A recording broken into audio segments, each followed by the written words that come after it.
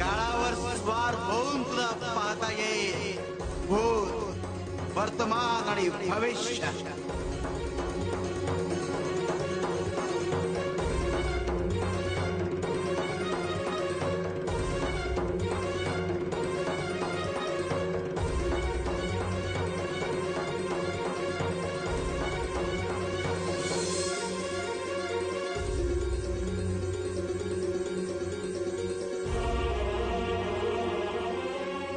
पंच महाभूत तुला शरण जाते.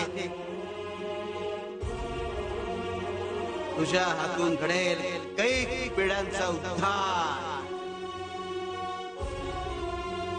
तू असेल योगियांचा योगी, शेगावचा राणा गजानन.